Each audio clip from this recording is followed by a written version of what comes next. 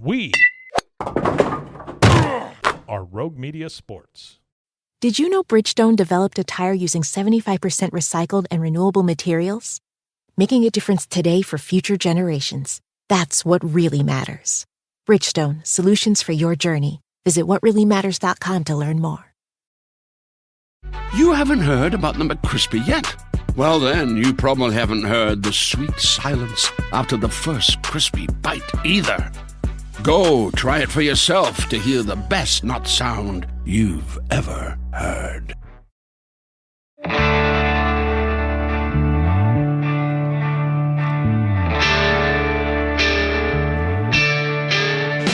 It is Matt Mosley, and it is in the aftermath of a 26-15 Cowboys loss. They fall to 6-6 on the season.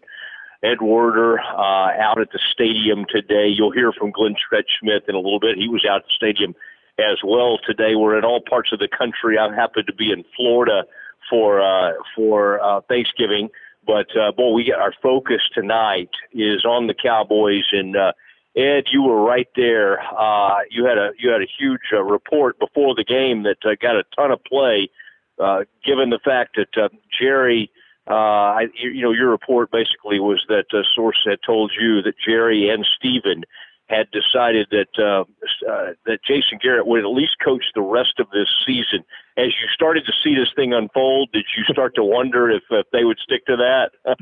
Well, the actual terminology in the report was sort of what you paraphrase there, with the additional remark, no matter what, that they were going to allow Jason Garrett to finish the season no matter what, and they certainly tested no matter what when they came out and uncharacteristically put together a first drive of the season that was not the result of a turnover, scored a touchdown on their first possession, and then turned around and surrendered 26 consecutive points and showed very little fight other than Dak Prescott late in the game, going out of his way to initiate contact with the corner on a third down scramble. But yeah, I was a little concerned, and I wondered if that would cause them to rethink that decision and commitment, and that only became more possible in my mind when we were standing outside the locker room and Jerry and Steven walked off the field and into the locker room before the game was even over. And then once the players and coaches finally gathered in the room, but before the door could be shut, we heard some shouting in there and heard at least one player scream, "We're better than this," which to me is the truth, possibly, but certainly also an indictment of either the coaching staff or the players that they're not better than that they are indeed a 6-6 team. And so, yeah, I did wonder if Jerry might have changed his mind, but instead he came out. He spoke to the media at length, and he said without equivocation that Jason Garrett is going to be his coach. And the primary reason that he cited was he thinks that this gives them the best chance to, as he said, win the division, get a home playoff game, and see what happens. He thinks that making a coaching change would leave him with zero chance in that regard. I think there are a lot of Cowboys fans that would like to see them take those odds and try to do it. If Jason Garrett can't get you to a Super Bowl when you're 13-3 and he can't get you there when you're 12-4, it's hard to imagine he's going to get you there when you're 6-6. Yeah, and that's maybe a further indictment, Ed, of the staff that they put together, that there's nobody seemingly ready to take this thing over. I saw some people saying, Richard may bring something, but his secondary and his passing game coordinator on defense and play caller, he got sliced and diced by Josh Allen. I mean, that was this was a Buffalo team. I noticed on Twitter, one of our buddies, Mort, reminded you, hey, yeah, it's a pretty good team, Buffalo. Well, and you may have pointed this out, the truth is they had not beaten a winning team all season. Right. They had sort of made their bones. The Cowboys have had 5 chances now to beat an opponent with a winning record, and they failed every time. This was Buffalo's second opportunity, so they're 1-1 in that regard. And so, after the game, my take was that somehow the Cowboys are a first-place team, but they're also one that can still be compared based on their most recent demonstrations of ineptitude the past 5 days that they can be compared to the only winless team in the NFL, the Bengals, because the Cowboys are 0-5 against opponents with winning records, and only the Bengals in the entire NFL are worse than that. So I think that's the reason we saw a lot of the frustration beginning to become readily apparent, as obvious as the failure responsible for it today. Yeah, and you heard the screaming out there. It's been reported now that was Michael Bennett was doing a lot of that.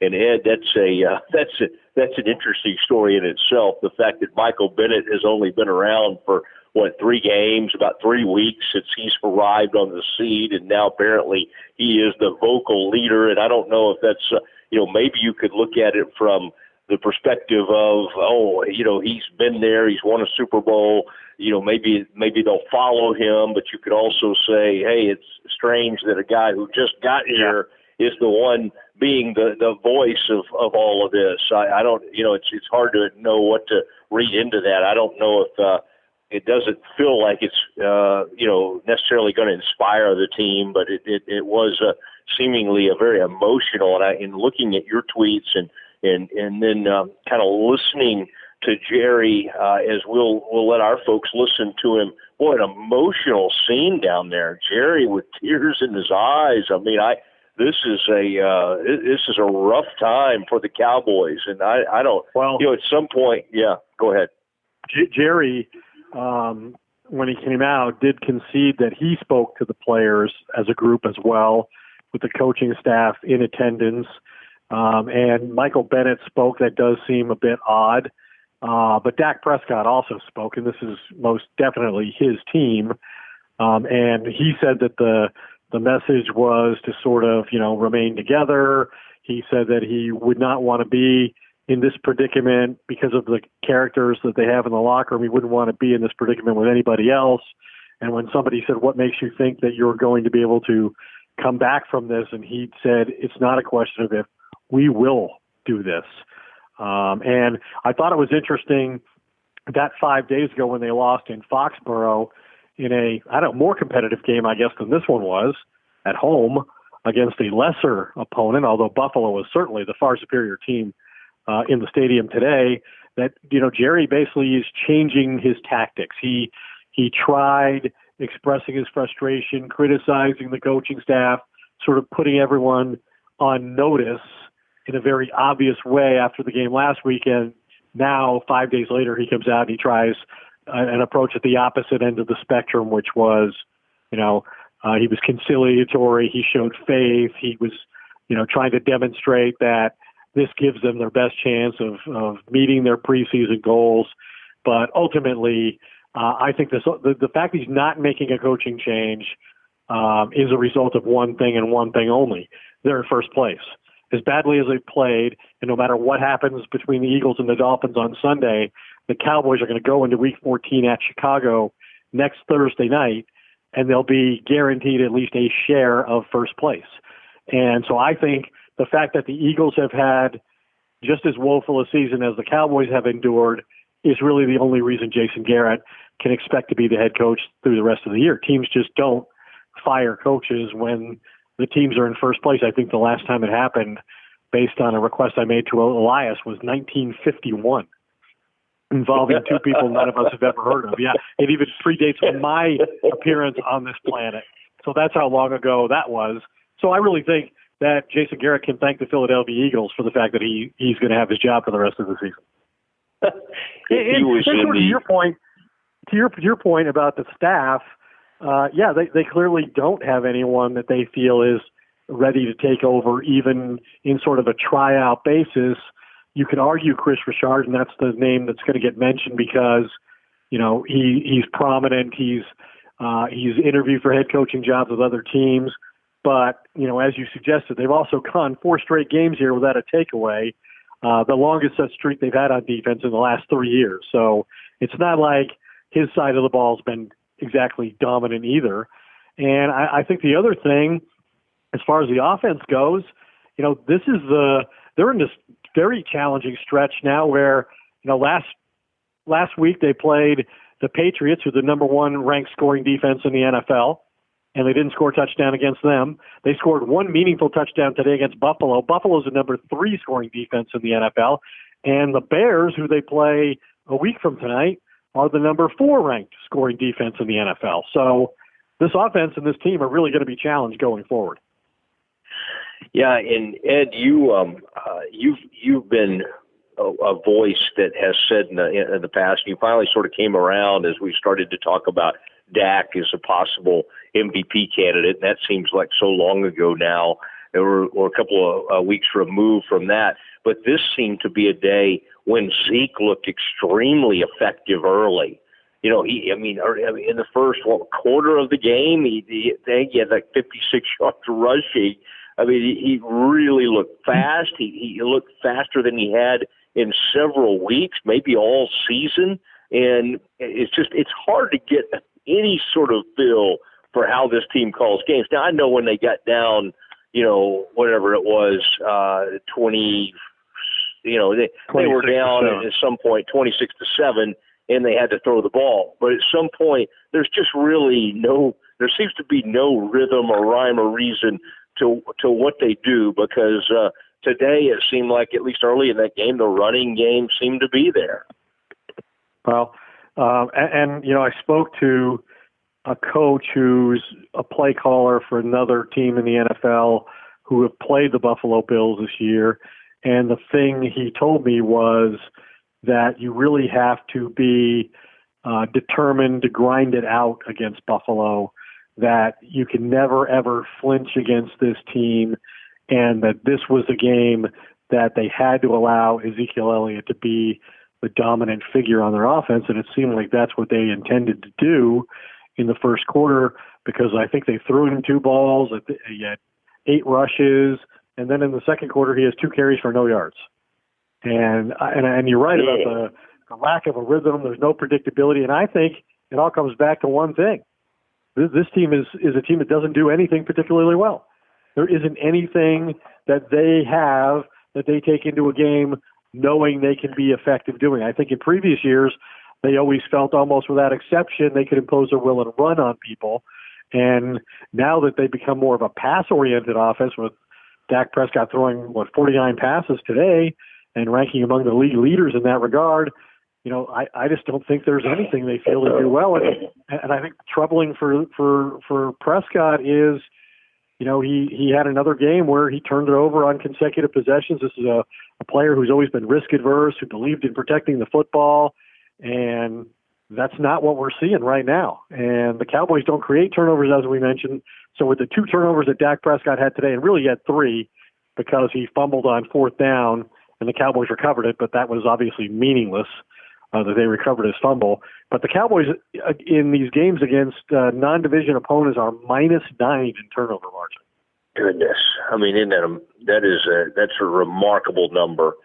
That's where they sit right now, and I do think it does speak to how they end up in the place that they are. Ed, this is having you at these games, and especially on Thanksgiving, it was going to be interesting to see which way Jerry went on this.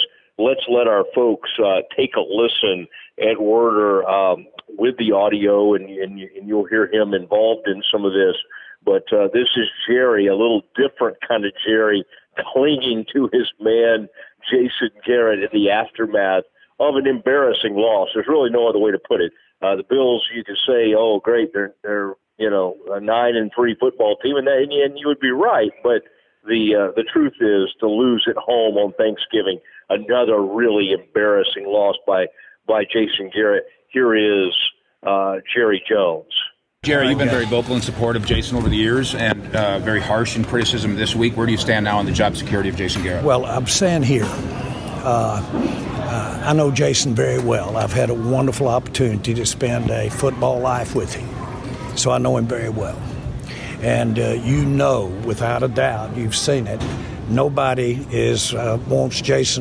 wants it to go. And I'm going to tell you this right now, he's got my back too. Okay. And I know that too, and he does have my back. This is disappointing. Before we started this game today, we said this team's going to be tough to beat. Buffalo's a good team. We certainly got the momentum. We got the wind taken out of us there in the back part of that second quarter. and we just didn't get it back. They got it done. That's all I'm saying. This is not the time. For me, I'm looking ahead at another ball game, and I'm looking ahead at winning 4 or 5 straight, and helping write a story that they'll talk about how it looked like you were down and out and got it done. And I mean that. That's the way that I'm operating. Every decision that I make over the next month will be with an eye in mind to get us in the Super Bowl now. And I would normally say, you're really smoking something. I normally would say that. But I know the room, and I see the room. And I'm the one that okayed and put the coaches that are in that room in there. And I believe in this group. That certainly was something that causes you to have to check, because you have to reach deep to find out what you're thankful for. That's what that does. Jared, with all due respect, the fact that you're there's no due respect here. You don't even have to have it. I know you respect me. It seems like you have tears in your eyes. Can you just talk about your emotions right now?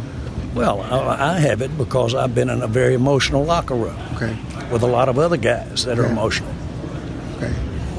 And that's the way it is. Is part of your support, Jerry? Right now against winning teams. Excuse me? They're 0-5 right now against winning teams. What gives you confidence that they're going to win out and get to a Super Bowl at this point? I don't know that I would inject confidence anywhere in this thing relative to just the hanging on the mathematical chance, but hanging on the fact that that group of people in there, I know that at various times over the last several years, I've thought they were absolutely exactly what I wanted to be in the room with as a part of a team.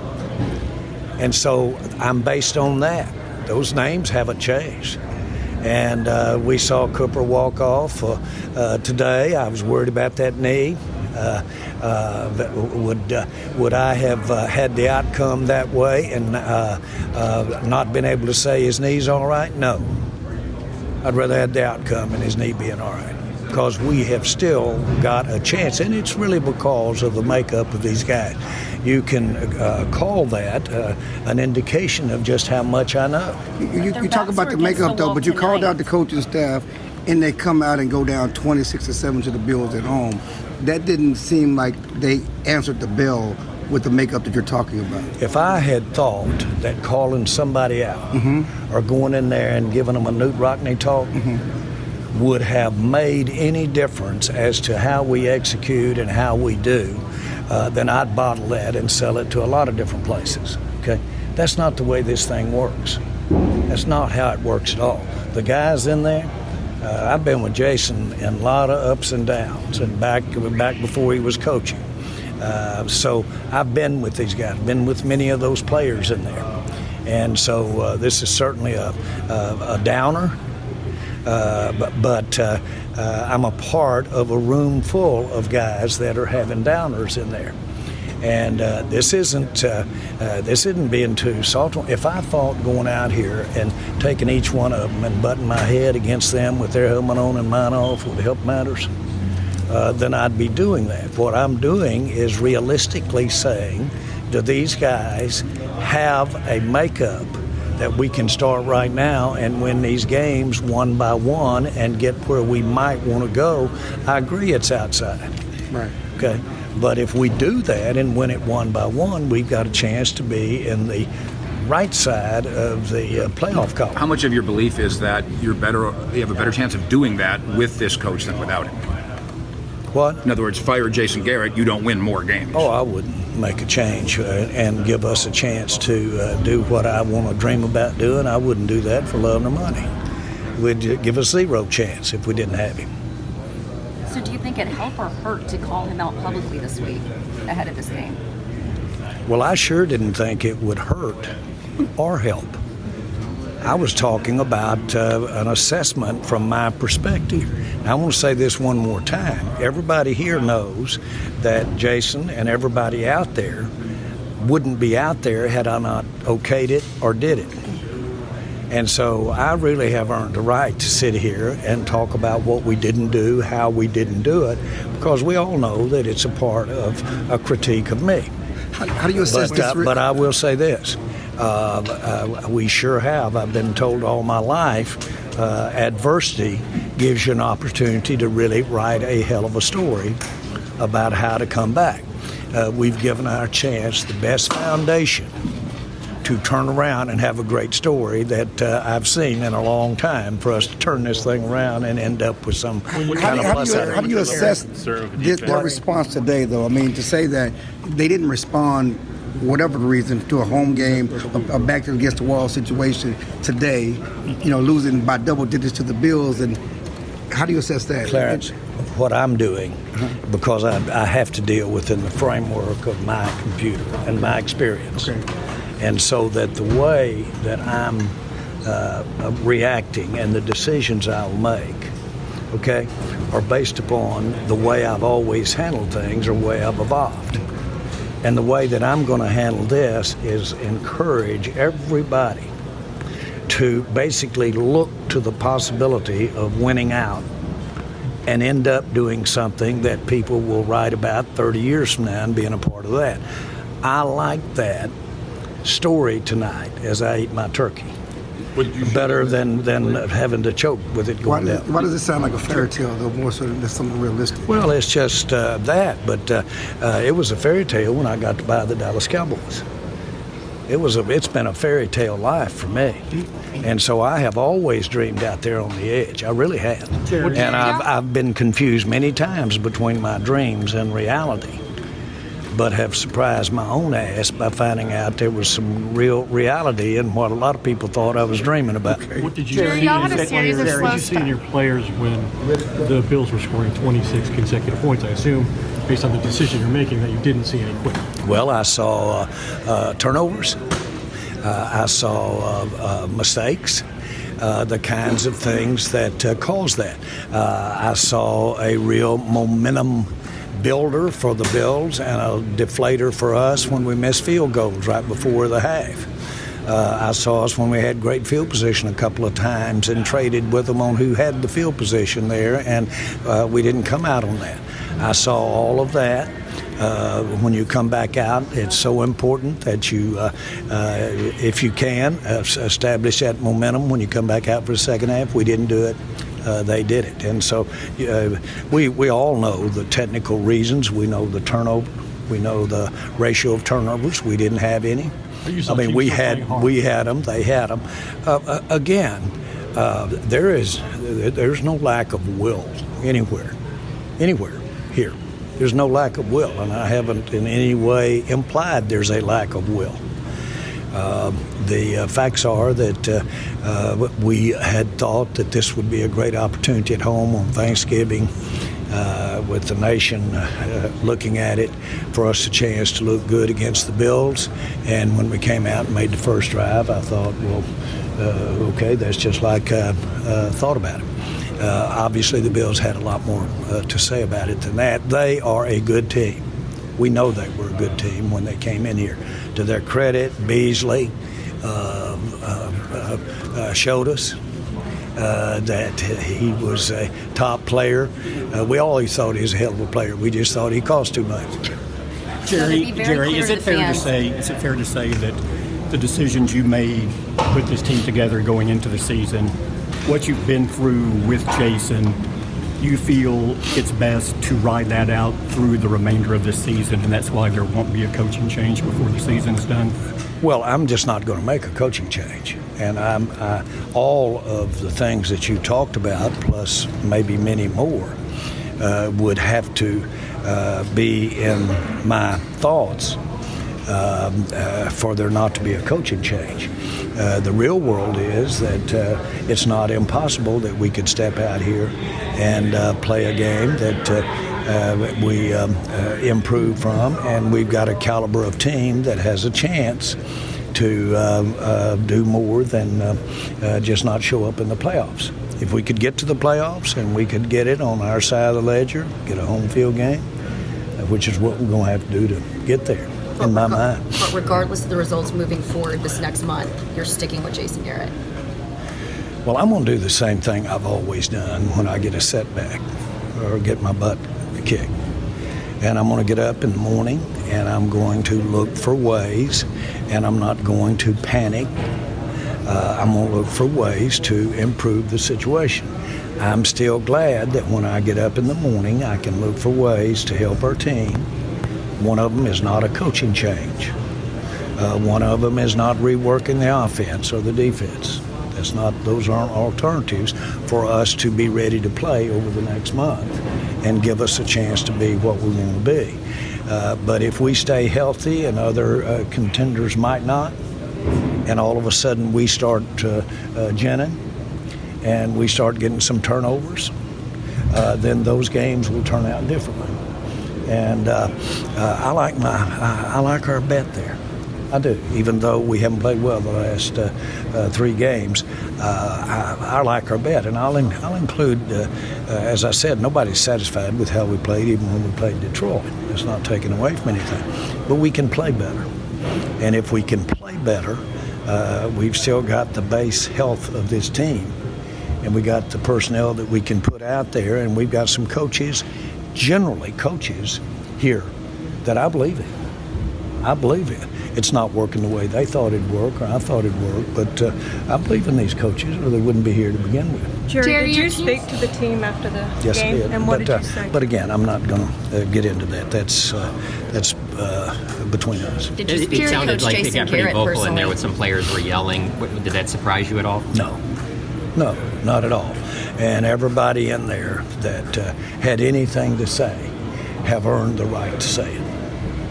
You didn't have anybody, period, that didn't have the right to express themselves and communicate with them. Did you like seeing that from them? I don't even think about it. Think about it that way. Those are very, very sensitive times in there. It's been said, and it's true. You see what everybody's about when we get in circumstances like this. There he is, and interesting to hear all that from Jerry. And before we get to stretch, Ed, just a few more things. I was in a different part of the country, and it was going back to something you said. I ran into some Eagles fans tonight. And they were just celebrating like crazy. I mean, the fact that the Cowboys have just absolutely kept them in this thing, and now they get to go through an extremely easy part of their schedule. You and I have talked about this along the way. They got 2-9, Miami. You've walked us through this thing. It's just right now, you'd almost have to be just a bunch of deadbeats not to pass up the Cowboys and put them away at this point, although I still don't think we have much faith that the Eagles can do that. Well, between the time the Cowboys go to Philadelphia and play the Eagles in Week 17, the Eagles are going to play 3 successive teams that are currently 2-9, and 2 of them are starting rookie quarterbacks in Washington and New York, and the other team is Miami, who they play this week, and it hasn't really mattered who their quarterback is. And I guess the way Jerry Jones sees it with Jason Garrett, and to look at it from a different perspective, is I'm either going to have this incredible story where we overcome all of this and we go to the playoffs and have Super Bowl success. He says, that's what I'm imagining. That's what I'm dreaming. I know you may think that I'm sitting here smoking something, but I know the people in that room, and he gestured obviously toward the locker room. But I guess ultimately either that's going to happen or the Cowboys are going to get a better draft pick than they ever imagined. Yeah, exactly. It could go either way. I mean, one thing today, Ed, and we hadn't really talked about it much, Josh Allen just throttled this team. I mean, from a running, we sometimes think about, why don't they let Dak impose his will? He had that one run today. I saw you tweeting about it. Hey, one guy really wants it. Maybe that'll inject something into the Cowboys. Well, that guy was doing it throughout the game. I think he ended up with like 5 incompletions the entire game. I mean, it was at one point I looked up and he was like 94. Goodness gracious.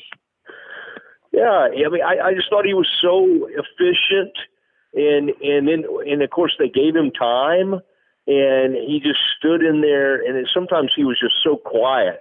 I mean, did you notice how quiet his feet were? Like he just stayed in there and like barely just kind of waited.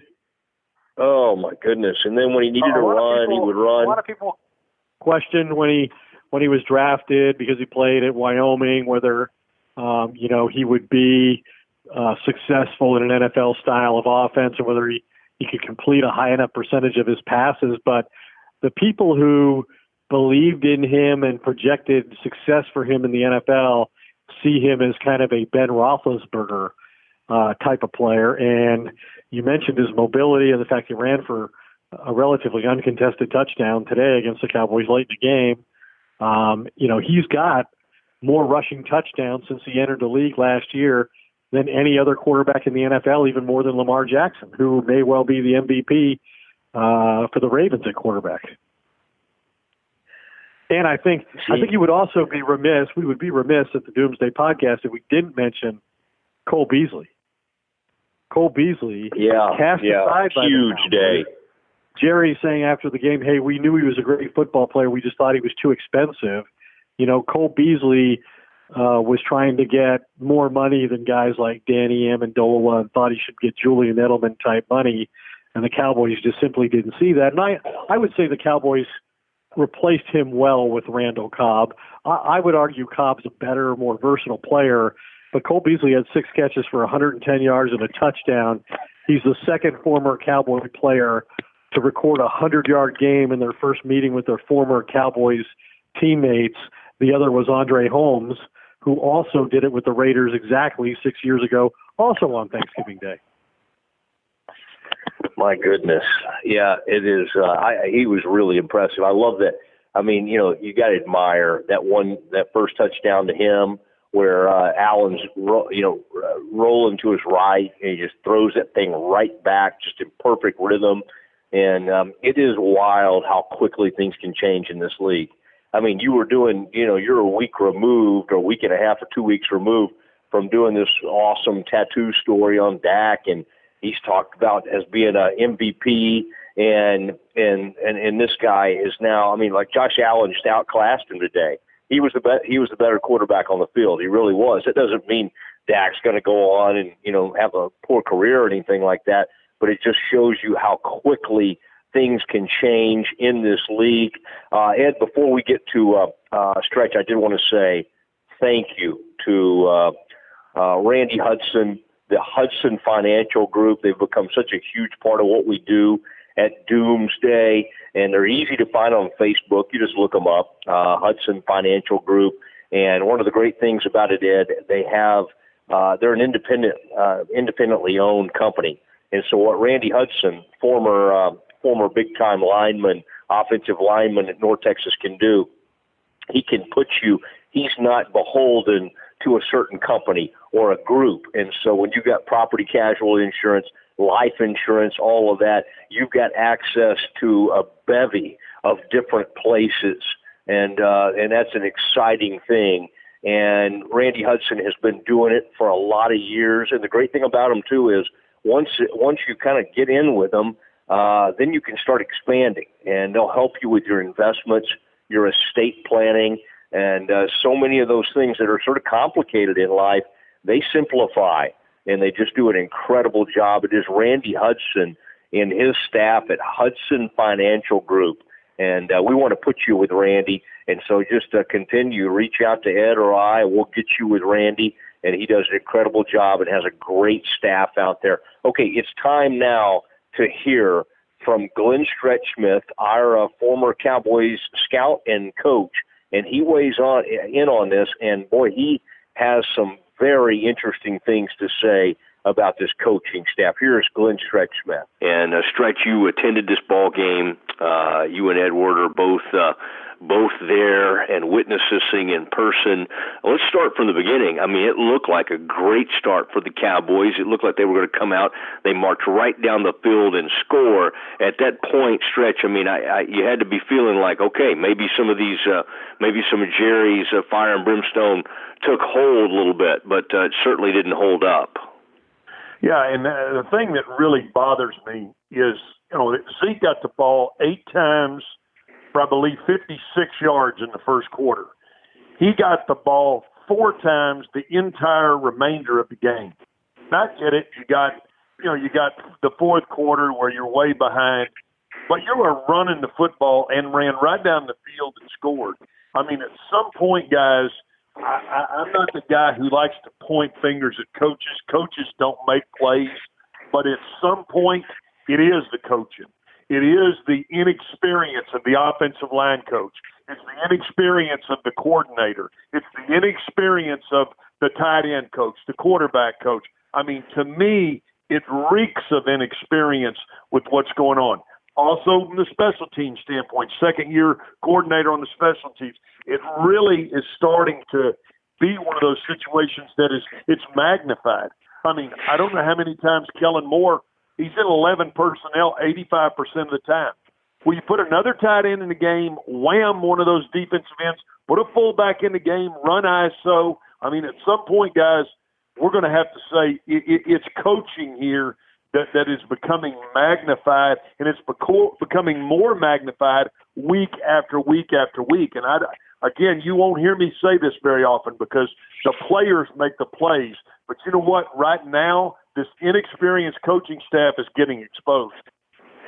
Now, Jerry said before the game, or at least it was reported that some source from the Cowboys, and our own Ed Werder reported it, that under no circumstances would they fire Jason during the season. Is there anything you saw out there, Stretch? And Jerry's already said after the game, no, he thinks that would be awful to do.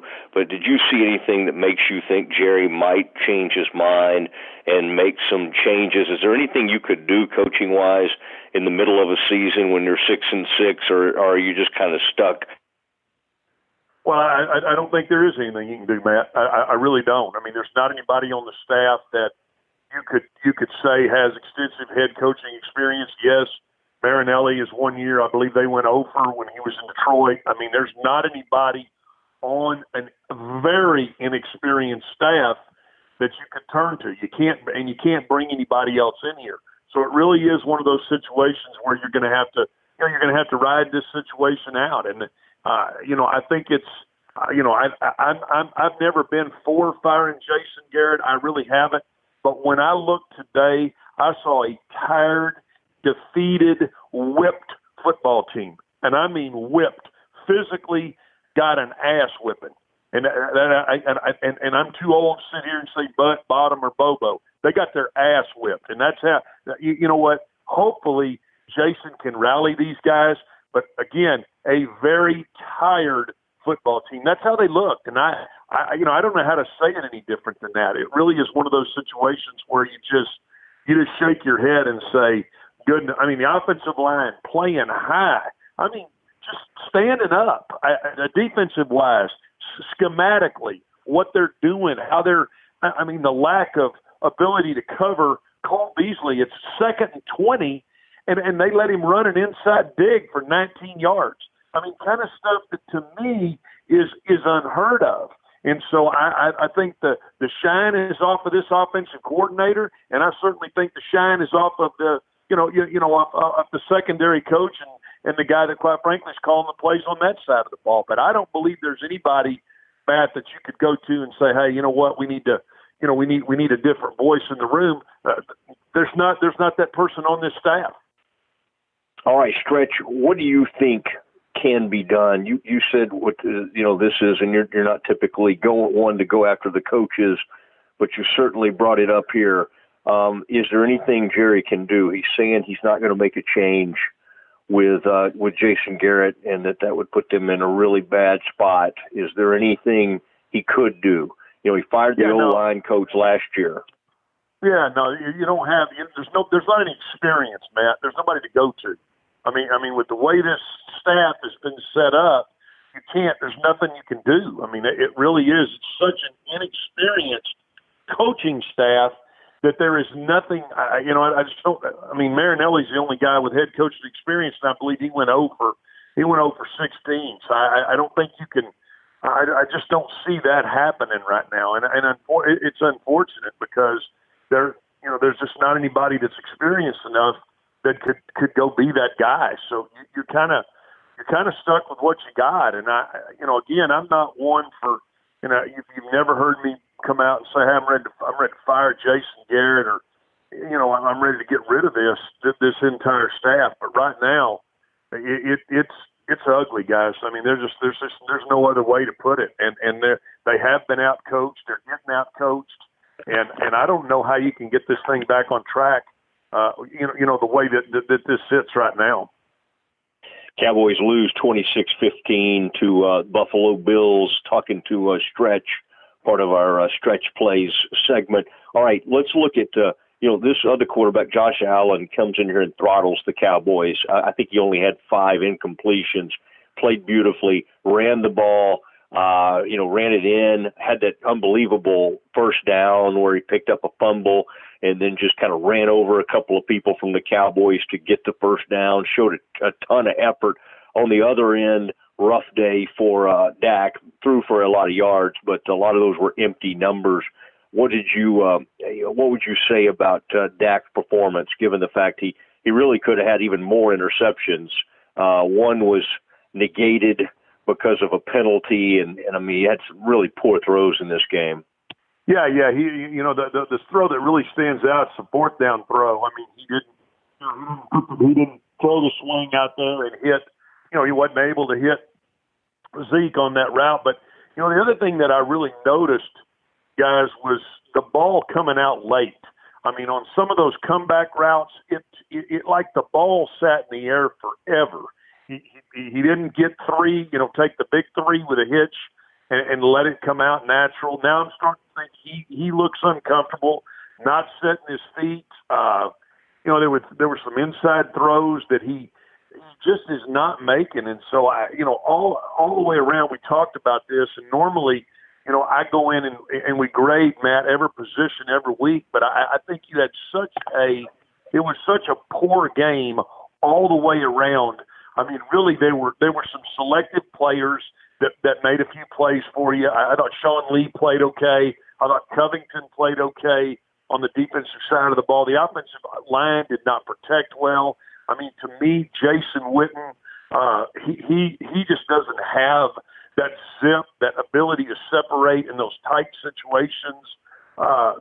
Cooper played okay, but I mean, you didn't get much out of Gallup. Cobb had an okay, couple of okay catches. Running back, I thought played well and well enough to really continue to hand him the football. And for whatever reason, the coaching staff decided not to go that way. So I just saw really a really lackadaisical effort from the Cowboys. And I just don't know that I've seen this, Matt, in a long, long time. A team that looked tired, defeated, didn't want to play, a sideline, didn't have any zip, didn't have any real bang to it. It was a hard watch. I mean, you picked a good week to go down to Florida and sun yourself a little bit, because this one wasn't good. Has the coach lost the team? Can you go that far?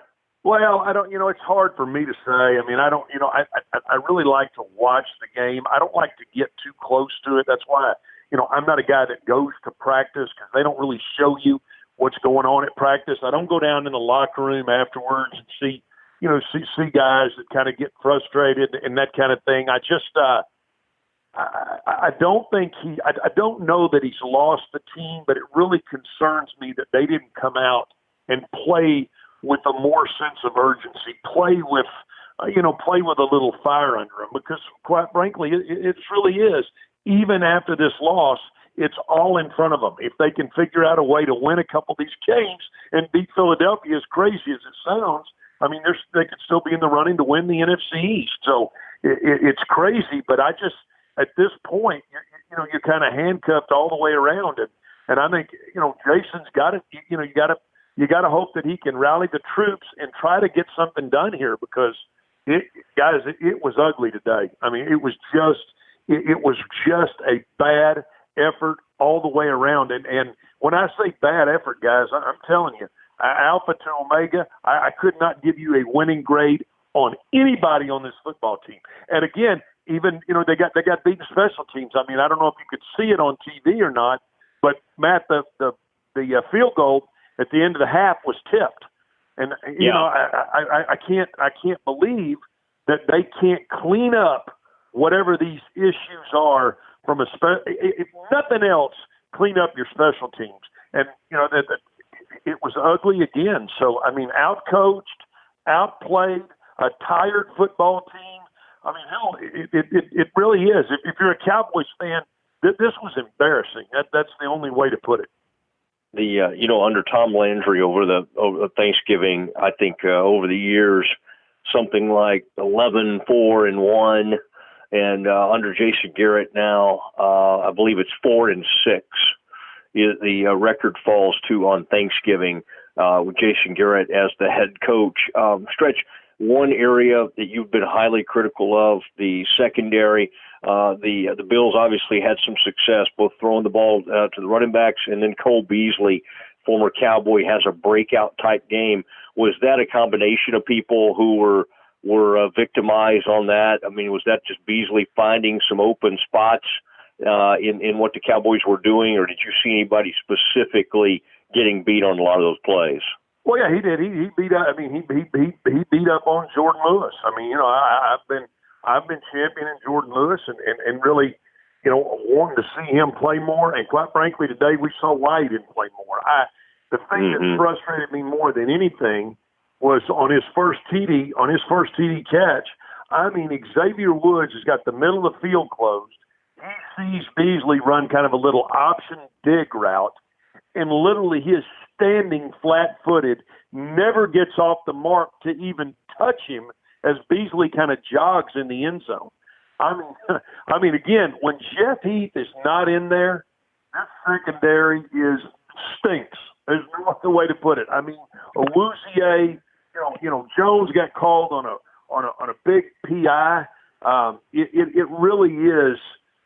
They have been exposed, and for whatever reason, they're just not playing any better. And maybe, you know, I think the one area that I really kick myself when I think about how I evaluated this team to start the season is I didn't do a great job of evaluating this secondary, because this secondary, there's no, I mean, it is a pig, and there is no way to perfume it. They stink. It's that simple. But you mentioned it. They have a chance. They're 6-6. The Eagles are sitting there, and they'll have an opportunity to try to get to 6-6. Is there any part of you right now, after seeing that dead team out there, that thinks they could rally, or have you almost seen enough to think that even the deadbeat Eagles, because you know the Eagles have a really easy schedule. They've got a bevy of 2-9 teams ahead of them. Is there any reason you feel like the Cowboys could somehow rally here? Well, the only thing that gives me any glimmer of hope is that the Eagles don't have, with Jackson hurt, I mean, they don't have a receiver that can run out of sight in a leap year. So, I mean, if the Cowboys were, you know, that Cowboys-Eagles game for the championship of the NFC East is shaping up to be a hell of a pillow fight. I mean, I don't know how to put it any different than that. I mean, it really is. It's going to be a damn pillow fight in Philadelphia. But yeah, the Cowboys, if they can get back to running the ball and playing more physical, get Dak back into a little bit of a rhythm. Offensively, they can do some things. But I mean, defensively, guys, schematically, what I'm seeing right now, it's almost getting worse every week, and it's hard to watch, hard to grade. It's hard to watch. It's hard to keep an open mind with, because I've seen it so much. I mean, literally today, Byron Jones actually turned his head and touched a football. He touched him. I about fell out of the press box. I said, even Joe Trahan, he said, Jesus, Stretch, he touched it. Now, can you imagine? I mean, the damn defensive back just touching the ball kind of gets you fired up. So it seemed like a big moment. Yeah, it's scary. It really is. It's scary, the lack of ability to get turnovers, turn the football over, get your hands on the ball. You know, quite frankly, those 2 turnovers and 2 missed field goals today, you know, really turned the whole momentum and pendulum of the football game. And then when you're tired, you're not playing. They didn't play well, guys. And there's no other way to put it other than it was bad to watch, and it was a really poor effort, coaching, playing. It was. I mean, it was. It's one of those things where if I was Jason, I'd flush this game. I wouldn't even show it to the players. I really wouldn't. I'd say, okay, we got to move on. We got to figure out a way to turn the page and move on. And I wouldn't show it to them. That's my feeling. Yeah. This team deserves to be flushed. I think that's well said. All right. Well, we appreciate it. We've been a little bit all over the country tonight. All our folks are traveling, but Stretch, great to have you, and we will talk to you soon. All right, guys. Have a good one. Thanks, man. Happy Thanksgiving. Hey, you too. Happy Thanksgiving. There it is, stretch marks. And, they were not high marks for anybody. As you heard, Ed, Christian Covington, he was about the only one that Stretch kind of liked today. One player that we have called for to see more of is Jordan Lewis, the Cowboys cornerback. And quite honestly, today, that was the player Cole Beasley exposed a lot. I mean, Stretch was absolutely shocked, Ed, as you were doing all your TV for ESPN after the game. He was very shocked to see Byron Jones actually play a football, turn around and knock a football away. So that really caught him off guard. But for the most part, this is a defense that they can't get off the field. And after what looked like they were going to apply some pressure and be pretty good up front today, they just allowed all sorts of yards, and they just kind of when Buffalo needed to get something done, they were able to do it. So your point earlier that I think is so well said is the fact that the Cowboys just don't, at least last season, you could sort of point to an improving and a strong defense. Even early this season, there were some defensive numbers that were impressive. There's just no part of this team that you can point to and go, this is a lockdown, great aspect of this team. Certainly not the special teams. Funny thing is, though, what people still keep talking about is the great talent on this team. And maybe at some point, Ed, we need to have a conversation on, are we overrating that talent? Because that's what people still come back to, and Jerry comes back to the same thing. We've done a great job putting talent on the field, and it's not getting the job done. Well, I mean, at some point, we have to decide, is it as talented as we thought they were? I happen to think they're enormously talented at many of the key positions, and Jerry has paid many of those players that sort of price. And one of the things that, I think people should not lose sight of here is the Cowboys have been very fortunate in that in the salary cap era, they're now getting a fourth year of Dak Prescott at an exceptionally low cost for a starting quarterback, $2 million. He should be making big money by now. They even anticipated that. And so this is only going to get more challenging once that happens and once Amari Cooper gets paid. But I think it is a talented team, and that's the reason I believe that Jerry's going to fire Jason Garrett or let his contract just run out so he doesn't have to fire him. Doesn't ever have to have him in and say, Jason, I've decided to fire you. He's just going to say, Jason, I've just decided that we need our players need to hear a different voice. You've been here for 9.5 years. I've given you every opportunity. We're not going to renew or extend a contract. So we wish you well in the future. And then technically Jerry didn't fire Jason Garrett, his good friend and somebody he almost considers a member of his family. But I think Jerry, at the end of the season, as the general manager, Jerry is going to say, I put together a great team. That's what they told us at training camp. You were there. You remember. They thought this was the most talented roster that they'd had since they won the Super Bowls in the 90s. And here they're sitting 6-6 and don't have a single victory against a good team. And the reason that they can't beat good teams is because they're too busy beating themselves. They make too many mistakes against good teams. You can't do that. And then you add in some of the miscalculations and game management issues that Jason Garrett, still brings all these years later. And of course they're going to lose. That's exactly what's going to happen. Yeah, it happened. Let me ask you this: if they finish 8-8, does Dak still make $32 million a year? I know some people thought when Jerry made his remark the other day about his hand isn't cramping from writing all these checks, that he was directing that at Dak Prescott, who's not signed his extension offer yet. I don't think that at all. I think he was directing that again at Garrett and the coaching staff, saying, I put together this enormously talented, expensive roster, and you give me 6-6. That doesn't work for me. And I'm prepared to make a change when necessary. But I don't think the Cowboys are at all anything but fully committed to Dak Prescott being their quarterback for the next 10 years. Yeah, and when whatever price that ends up being, they'll still go ahead and get that done. And this is just an extremely disappointing day for the Cowboys.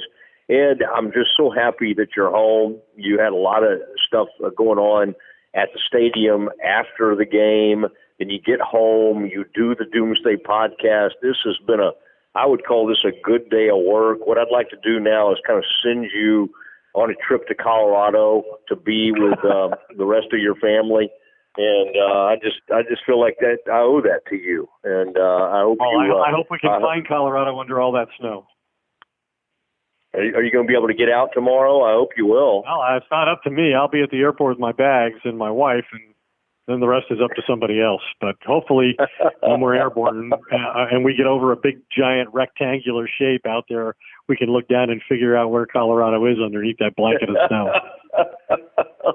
Oh, man, it's a great place, and I know you love it, and I hope you get to be there and see Henry. And there's a lot of excitement out there with another one on the way. My goodness. I mean, that's when you got two of them, then you're already a grandfather. But I mean, that's exceptional when you get to that point. But that's exciting. The Doomsday family is very excited for you. You and Jill have a wonderful Thanksgiving holiday. Great work from you today, and I really appreciate it. You really covered my rear while I was out here at Disney World, doing my thing. No worries. Glad to do it. Glad to be at the game and represent our enterprise as well as we can. And further good news, I've already been assigned the game in Chicago on Thursday. So we'll be on location, and we'll have another version of the podcast right after the game that's full of insight. And if I can get my phone anywhere near Jerry when he speaks, we'll get the latest on the coaching staff and whether Jason Garrett will indeed survive yet another week. That's right. They'll go to Chicago. Ooh, pack your warm stuff for that. Chicago gets a little ugly this time of year. For Ed Werder and Frito Nation Productions, I am Matt Mosley, signing off for another episode of the Doomsday Podcast. Good night, everybody.